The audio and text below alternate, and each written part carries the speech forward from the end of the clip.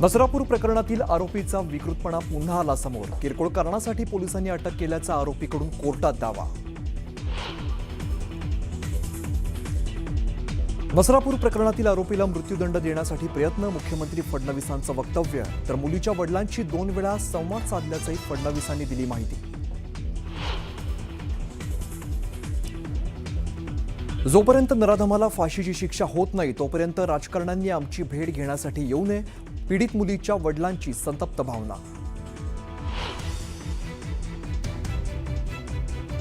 मनोज जरांगे पाटलांचा पुणे दौरा रद्द, पीडित कुटुंबियांच्या आवाहनाला प्रतिसाद देत जरांगे पाटलांनी दौरा केला रद्द।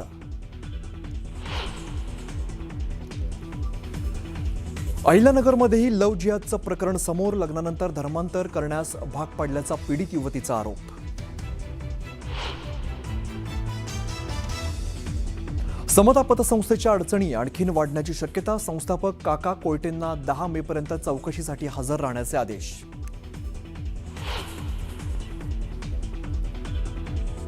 एकनाथ शिंदेंना मुख्यमंत्री करेपर्यंत स्वस्त बसणार नाही, शिवसेना नेते बच्चू कडूंचं मोठं विधान।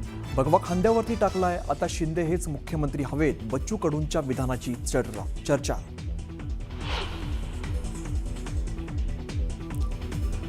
केंद्रीय राज्यमंत्री मुरलीधर मोहोळ ऑलिम्पिक असोसिएशनचे नवे अध्यक्ष, अजित पवारांच्या निधनानंतर रिक्त जागेवरती कार्यकारिणी बैठकीत निवड।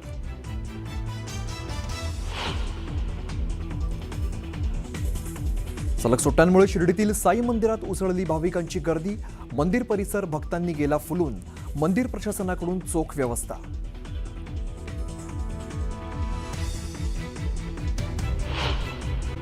गावामध्ये चिमुकलीवर अत्याचार झाले, तिची निर्घृण हत्या केली गेली। या घटनेमध्ये 65 वर्षीय आरोपीला अटक झाली आणि या घटनेनंतर विरोधकही आक्रमक झालेत। राज्यात शक्ती कायद्याची अंमलबजावणी करण्यात यावी अशी मागणी काँग्रेस नेते सतेज पाटील, राष्ट्रवादी काँग्रेस शरदचंद्र पवार पक्षाचे नेते अनिल देशमुख, आमदार रोहित पवार यांनी केली आहे। त्यामुळे राज्य सरकार या शक्ती कायद्याबाबत नेमका काय निर्णय घेणार याकडे सगळ्यांचं लक्ष लागून राहिलंय।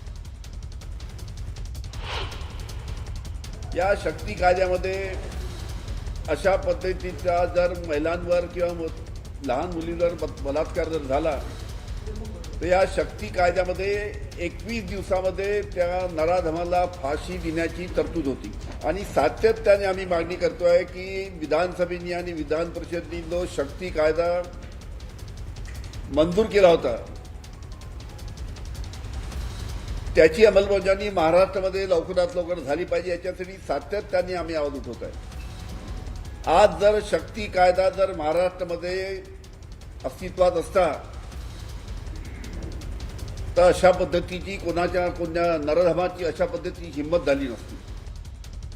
पहिला शक्ती कायदा या महाराष्ट्रामध्ये लागू झाला पाहिजे, यासाठी पुढच्या काही दिवसामध्ये सरकारकडनं तिथं एक स्पेशल अधिवेशन महाराष्ट्रामध्ये घेतलं गेलं पाहिजे आणि त्यातून असा कायदा बनवा ही आमची मागणी आहेच। पण इथं असणाऱ्या प्रत्येकाची मागणी आणि चर्चेत सुद्धा मुलं आणि खास करून युवा वर्ग बोलत होता, कायदाच असा बनवा की लोक तिथं घाबरले पाहिजे। त्यामुळे तो शक्ती कायदा आणण्यासाठी एक स्पेशल सिटिंग सेशन या महाराष्ट्रामध्ये झालं पाहिजे अशी आमची या आजच्या दिवशी लोकांची चर्चा केल्यानंतर या ठिकाणी मागणी आहे। एक जो म्हण आहे की जो झोपलेला आहे त्याला जागा करता येतं, पण ज्यांनी झोपेचं सोंग घेतलेलं आहे असे जे नेते मंडळी आहेत, अनिल देशमुख आणि रोहित पवार आणि अनेक जण, शक्ती कायद्यातल्या सगळ्या सुधारणा 90% भारतीय न्याय संहितेमध्ये स्वीकारल्या गेलेल्या आहेत, म्हणून वेगळा कायदा करण्याच्या ऐवजी आत्ताच्या अधिवेशनामध्ये ऍसिड टाकणं आणि सायबर क्राईम याच्याबद्दलचा महाराष्ट्रासाठीचा वेगळा कायदा आता पारित झालेला आहे। दिशा कायद्यातले बरेचसे मुद्दे नव्हे, 90% मुद्दे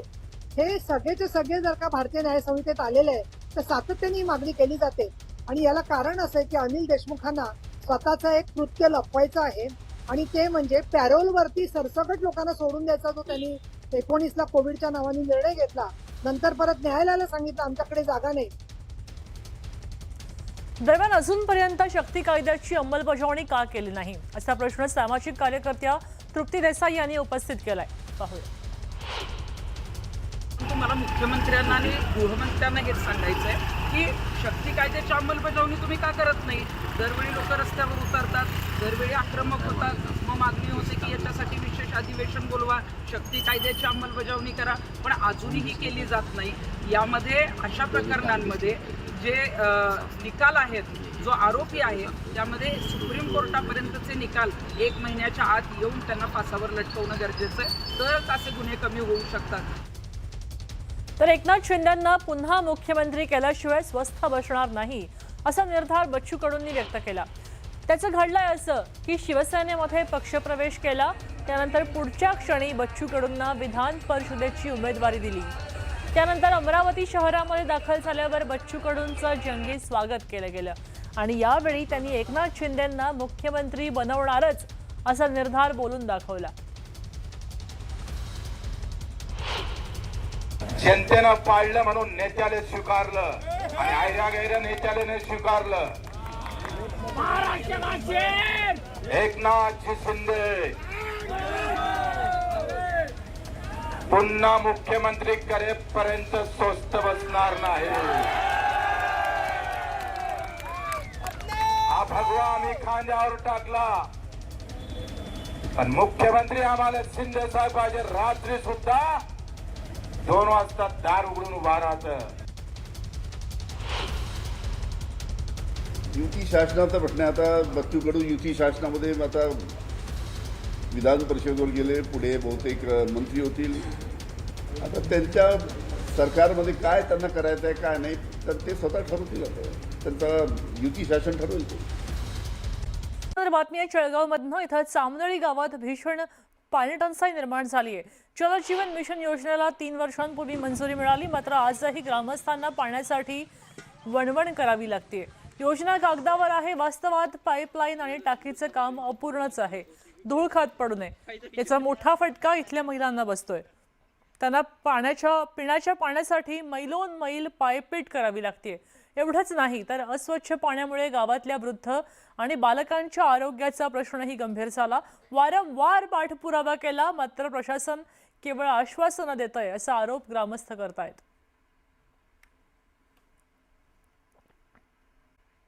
कडाका वाढतोय तर दुसरीकडे ग्रामीण भागात पिण्याच्या पाण्याचा प्रश्न गंभीर झालाय. परभणीच्या जिंतूर तालुक्यामध्ये सावरगाव तांडा येथून एक काळजाचा ठोका चुकवणारी परिस्थिती समोर आली.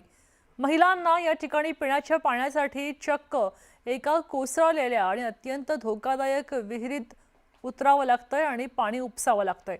विहिरीची भिंत कोणत्याही क्षणी कोसळू शकते असा धोका असताना सुद्धा तहान भागवण्यासाठी या महिला आता या विहिरीत उतरतायत आणि पाणी शेणतायत. गेले अनेक दिवस या भागामध्ये पाण्याची वणवण सुरू आहे. दरम्यान याचा आढावा घेतलाय आमच्या प्रतिनिधींनी. पाहूया. परभणी जिल्ह्याच्या तापमानामध्ये दिवसेंदिवस वाढ होत आहे. हे तापमान जसं वाढतंय तसं पाण्याचा प्रश्न देखील गंभीर होऊ लागलाय. पिण्याच्या आणि जनावरांच्या पाण्याचा प्रश्न ग्रामीण भागामध्ये तर बिकट बनलाय. हंडाभर पाण्यासाठी महिलांना मैलोन मैल पायपीट करावी लागते. मी सध्या जिंतूर तालुक्यातील ग्रामीण भागामध्ये आहे. आपण त्यांच्याशी बोलणार आहोत. मावशी, काय सांगाल, कशी परिस्थिती आहे गावामध्ये पाण्याची? साहेब, आम्हाला पाणी नाही. पाईपलाईन केलेलं आहे, इरीला अर्ज दिलेला आहे, पाईपलाईन बंद केलेलं आहे. आमचं वाल बंद झालंय. आम्ही महिन्यापासून त्याच्या पाठनं लागायलो, ते का वाल बसून देत नाही. पाणी सोडणार म्हणते, आमच्याकडे पैसे नाहीत.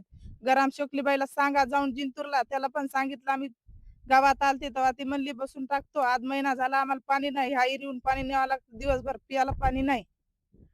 मावशी, काय सांगाल, किती दिवसाला पाणी येते आणि कशा पद्धतीने तुम्ही रोजचा दिनक्रम चालतो तुमचा?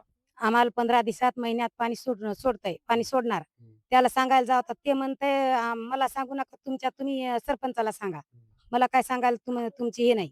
सरपंच काय म्हणतात मग? सरपंच म्हणताय सरपंच इथं राहतच नाही, ते परभणीला राहते. त्याला कोण बोलायला चाललंय? ते इथंच राहत नाही, त्याचं कुटुंब तिकडे राहत आहे. मग आता या विहिरी व्यतिरिक्त इतर ठिकाणाहून कुठून पाणी आणतात का तुम्ही? कुठून दुसरीकडे कुठं जावं? आता या इरीला येतो, कोणत्या इरीला जिथं सापडन तिथं 2 भांडे घ्यायचे, भरून आणायचे. दिवसभर तेच काम करतोच, पाणी भरायचं. आजी, तुमचं एवढं वय दिसतं तरी पाण्यासाठी बाहेर पडावं लागतंय. हो, बाहेर पडावं लागतो, आणावं लागतो ना भांडाभर पाणी प्यायसाठी. पण पाण्याची सुविधा नाही आमच्या इथं. गावामध्ये कुठंच नाही पाणी? कुठंच नाही. हे चौकून घरी लोकांचे भरतो, भांडे 4 भांडे घेऊन देतात आम्हाला, आणतो. जे गावामध्ये पाण्याची टाकी आहे, ती पाण्याची टाकी किती दिवसाला पाणी येतं? येतो 2-4 दिवसाला, 8 दिवसाला असं येतो, असं सोडतेत. एकूणच ग्रामीण भागामध्ये जर पाहिलं तर पिण्याच्या पाण्याचं संकट दिवसेंदिवस बिकट बनायले आणि त्यामुळे ज्या ठिकाणी पाणी टंचाई आहे त्या ठिकाणी प्रशासनाने लक्ष देऊन पाण्याची व्यवस्था करावी अशी मागणी नागरिकांमधून होत आहे.